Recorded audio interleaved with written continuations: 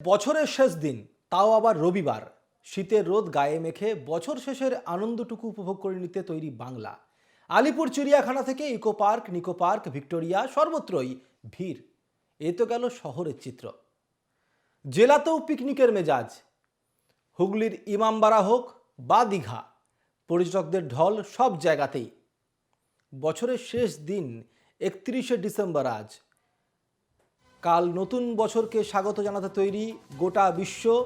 তার আগে নতুন বছরের কে স্বাগত জানানোর জন্য এই মুহূর্তে বছরের শেষ দিনে উদযাপন করতে তৈরি বাংলা। বাংলার বিভিন্ন জায়গায়, কলকাতার ভিক্টোরিয়া মেমোরিয়াল, চিড়িয়াখানা, সায়েন্স সিটি, সমস্ত জায়গার মধ্যে দর্শকদের ভিড় উপচে পড়েছে। সেখানের মধ্যে পর্যটকরা ভিড় জমাতে শুরু করেছেন। শুধুমাত্র কলকাতার বাসিন্দাই নয়, জেলা থেকেও বিভিন্ন পর্যটকরা ইতিমধ্যেই কলকাতার মধ্যে এসে পৌঁছেছেন। তারাও ভিড় জমাচ্ছে চিড়িয়াখানার মধ্যে। পাশাপাশি জেলাগুলিতেও একই ছবি।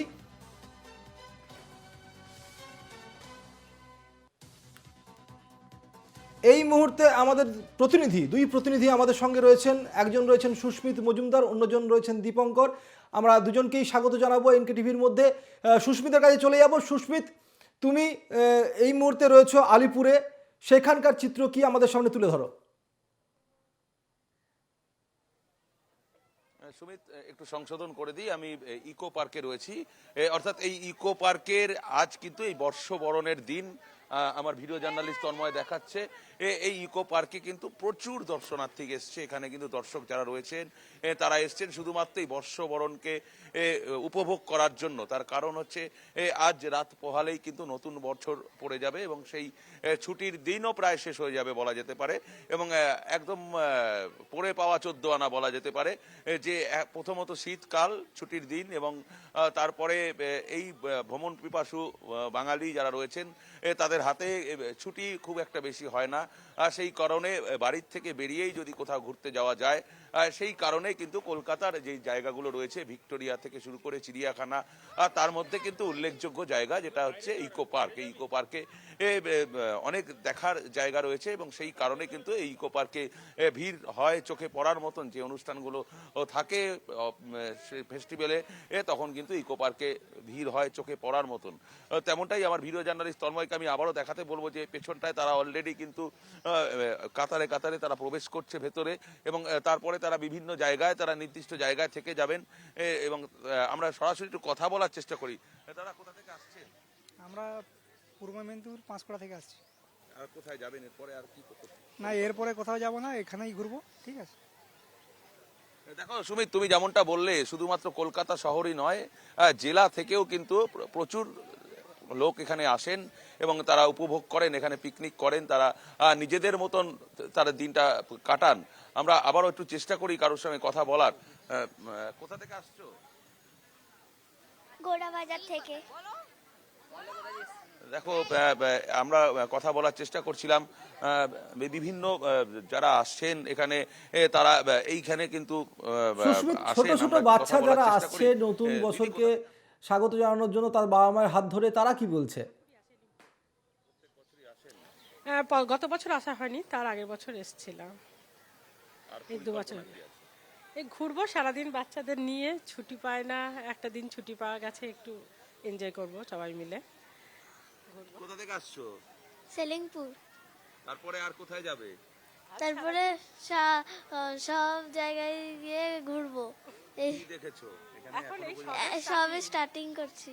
এই গেট নাম্বার 2 থেকে স্টার্টিং করেছি। একদম দেখো, কচি কাঁচা, তাদের মধ্যেও কিন্তু উৎসাহ চোখে পড়ার মতো। একদমই সুস্মিত, তুমি থাকো আমাদের সঙ্গে, আমরা একটুখানি নজর রাখবো আলিপুর চিড়িয়াখানার দিকে। সেখানে রয়েছেন আমাদের প্রতিনিধি দীপঙ্কর মণ্ডল। আমরা চলে যাব দীপঙ্করের কাছে। দীপঙ্কর, আলিপুর চিড়িয়াখানার ছবিটা কি?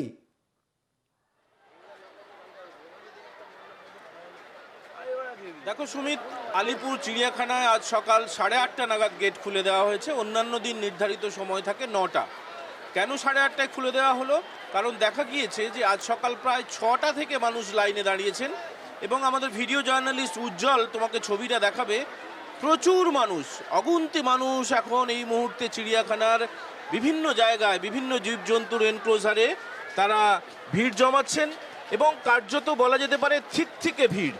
মানে পা রাখার জো নেই, পা রাখার জায়গা নেই, এমন অবস্থা আলিপুর চিড়িয়াখানা। এবং আজ যেহেতু বছরের শেষ দিন, বর্ষ শেষ, এবং আগামী দিন হচ্ছে নতুন বছর পড়বে, নতুন ইংরেজি বছর। আগামীকাল এবং আজ রবিবার, আজ ছুটির দিন, ফলে সবাই চেটে পুটে আনন্দ করার জন্য এখানে হাজির হয়েছে। প্রচুর মানুষ এখানে ভিড় করেছেন। আমাদের ভিডিও জার্নালিস্ট দেখাচ্ছে যে প্রত্যেকটি এনক্লোজারের সামনে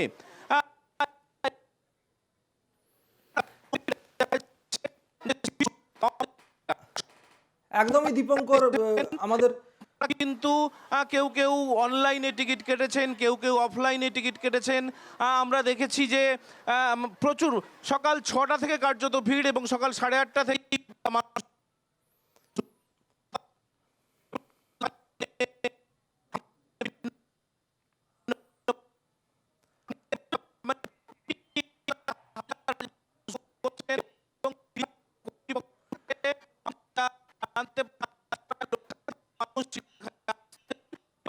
যান্ত্রিক ত্রুটির কারণে আমাদের প্রতিনিধি দীপঙ্করের সঙ্গে আমাদের কথা সম্পূর্ণ হতে পারছে না। আমি আবারও চলে যাব আমার অপর প্রতিনিধি সুস্মিত মজুমদারের কাছে। সুস্মিত রয়েছে ইকো পার্কে। সুস্মিত, যেটা জানতে চাইবো তোমার কাছে, একদিকে আমরা দেখতে পাচ্ছিলাম দীপঙ্কর আমাদেরকে দেখাচ্ছিল এই মুহূর্তে আলিপুর চিড়িয়াখানার ছবি, তুমি আমাদের সামনে তুলে ধরছো ইকো পার্কের ছবি, সব নিয়ে কিন্তু উৎসব মুখর বাঙালি এই মুহূর্তের মধ্যে চেটে পুটে উপভোগ করতে তৈরি হয়ে গেছে নতুন বছরকে। সেক্ষেত্রে দাঁড়িয়ে এই যে এত ভিড়, এত যে পর্যটকদের আনাগোনা, নিরাপত্তা কেমন ব্যবস্থা করা হয়েছে? জোরদার? দেখো, একদম তুমি নিরাপত্তার কথা বললে, নিরাপত্তা কিন্তু একেবারে জোরদার করা হয়েছে। কলকাতা পুলিশের পক্ষ থেকে কিন্তু নিরাপত্তা গতকালই জানিয়ে দেওয়া হয়েছে, অর্থাৎ অতিরিক্ত পুলিশ মোতায়েন করা হয়েছে প্রায় 2500। আজ বর্ষবরণের রাতে 2500 পুলিশ এক্সট্রা থাকছে। অর্থাৎ কলকাতা পুলিশের যে বিভিন্ন জায়গাগুলো রয়েছে সেই জায়গাগুলোতে যেমন পুলিশ থাকে তেমন তো থাকছেই, অতিরিক্ত পুলিশ থাকছে আজকে রাতের জন্য প্রায় 2500, এবং কালকে সারাদিন থাকবে 2400 পুলিশ, 2400। এর মধ্যে 10 জন থাকবে ডিসি পদমর্যাদা সম্পূর্ণ পুলিশ, এবং তারপর এসআই এবং এএসআই পদমর্যাদাপূর্ণ পুলিশ তারা থাকবেন, যাদের ভিন্ন জায়গা থেকে আনা হয়েছে এবং এই কলকাতা শহরে বিভিন্ন জায়গায় তাদের মোতায়েন করা হয়েছে। শুধুমাত্র ইকো পার্ক নয়, ইকো পার্ক, ভিক্টোরিয়া থেকে শুরু করে চিড়িয়াখানা, সমস্ত জায়গায় কিন্তু এসআই এবং এএসআই পদমর্যাদা পূর্ণ পুলিশ অফিসার যারা, তাদের মোতায়েন করা হয়েছে, এবং প্রচুর কনস্টেবল সেখানে কিন্তু মোতায়েন করে রাখা হয়েছে যাতে কোথাও কোনো রকম অপ্রীতিকর ঘটনা না ঘটে। এবং প্রত্যেকটা এলাকায় কিন্তু সিসিটিভির ক্যামেরার ব্যবস্থা করা হয়েছে কলকাতা পুলিশের পক্ষ থেকে। শুধু তাই নয়, রাস্তাগুলোর ক্ষেত্রে কিন্তু র্যাশ রাইডিং যেগুলো হয় তাদের প্রত্যেকটা ড্রাইভারের উপরে যাতে নজরদারি করা যায় সেই জন্য প্রত্যেক ট্রাফিক সিগন্যালে যেমন সিসি ক্যামেরা রয়েছে, এবং কারোর যদি চলন অসংলগ্ন মনে হয় তাকে পরবর্তী সিগন্যালে পরবর্তী ট্রাফিক তাকে দাঁড় করিয়ে দেবে, এবং তাকে ব্রিথ অ্যানালাইজার দিয়ে তাকে টেস্ট করা হবে। যদি তাকে মদ্যপ অবস্থায় প্রমাণ পাওয়া যায় তবে কিন্তু তার লাইসেন্স বাজেয়াপ্ত হবে, এমনটা কিন্তু লালবাজার সরাসরি জানিয়ে দিয়েছে।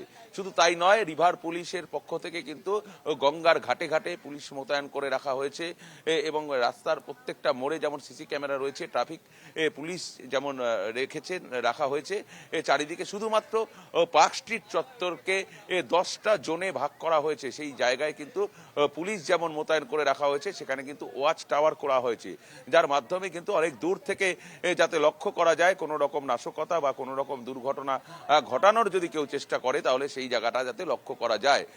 তেমন একই রকম ভাবে তারামণ্ডলের পাশেও কিন্তু একটা ওয়াচ টাওয়ার করা হয়েছে। কলকাতা শহরের মূল জায়গাকে কেন্দ্র করে 3 থেকে 4খানা ওয়াচ টাওয়ার করা হয়েছে কলকাতা পুলিশের পক্ষ থেকে, এবং সেই জায়গায় দাঁড়িয়ে যে একদম বলা যেতে পারে নিশ্চিদ্র নিরাপত্তা বলয়ে মুড়ে রাখা হয়েছে কলকাতা শহরকে, যাতে বর্ষবরণের রাতে কোথাও কোনো রকম অপ্রীতিকর ঘটনা না ঘটে সেই দিকটায় কিন্তু নজরদারি রাখবেন, এবং স্বয়ং সিপি এই বিষয়টা কিন্তু সরজমিনে খতিয়ে দেখবেন, এমনটা কিন্তু তিনি জানিয়েছেন। এবং সেই কারণেই কিন্তু বলা যেতে পারে গত বছরের তুলনায়, গত বছর সিপি কিন্তু তিনি বক্তব্যে বলেছেন তারা গত বছরের যে দুর্ঘটনা ঘটেছিল বা তার আগে বিবিআর ইয়ারে যে সমস্ত ধরনের দুর্ঘটনাগুলো ঘটেছিল সেইগুলো থেকে শিক্ষা নিয়ে আপডেট করা হয়েছে সিকিউরিটিকে, এবং যাতে সেই ঘটনাগুলো পুনরাবৃত্তি না হয় সেই জায়গা থেকে দাঁড়িয়ে কিন্তু আবারও নতুন করে সাজানো হয়েছে নিরাপত্তা বেষ্টনীতে মুড়ে রাখা হয়েছে কলকাতা শহরকে। এবং কলকাতা শহরের